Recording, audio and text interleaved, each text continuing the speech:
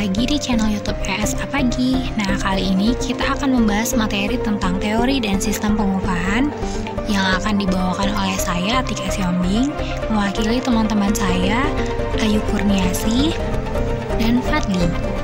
Nah, untuk dosen pengampu mata kuliah kami adalah Ibu Santi Arafa, MEI. Sebelum saya menjelaskan mata kuliah kali ini, terlebih dahulu, teman-teman jangan lupa subscribe, like, comment, and share. Selamat menyaksikan. Pengertian upah. Upah merupakan salah satu rangsangan penting bagi para karyawan dalam suatu perusahaan. Hal ini tidaklah berarti bahwa tingkat upahlah yang merupakan pendorong utama.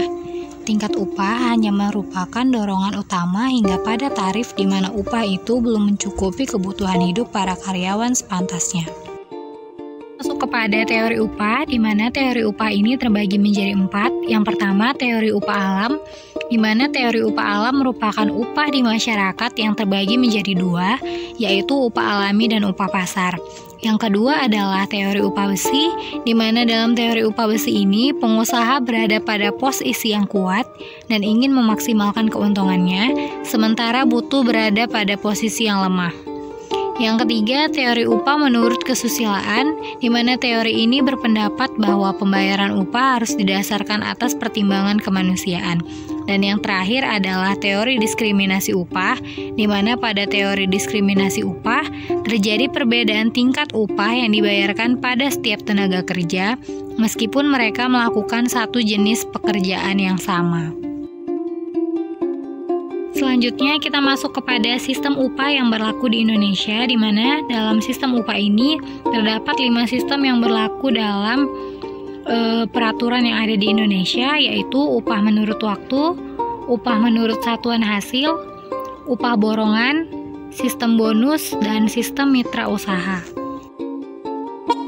Lanjut, kita masuk kepada faktor yang mempengaruhi tingkat upah, di mana terdapat beberapa faktor. Yang pertama adalah penawaran dan permintaan tenaga kerja, di mana untuk pekerjaan yang membutuhkan keterampilan yang tinggi dan jumlah tenaga kerja yang langka, maka upah cenderung tinggi.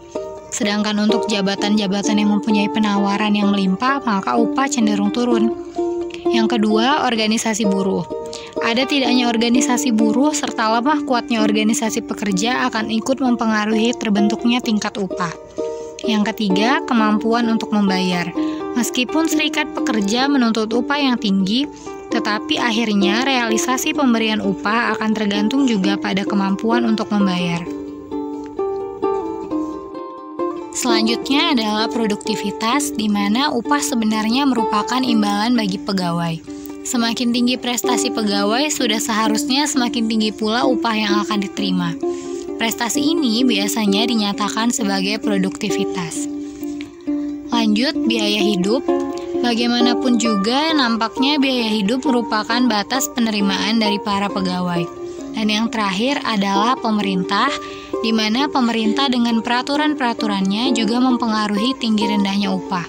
Peraturan tentang upah minimum merupakan batas bawah dari tingkat upah yang dibayarkan.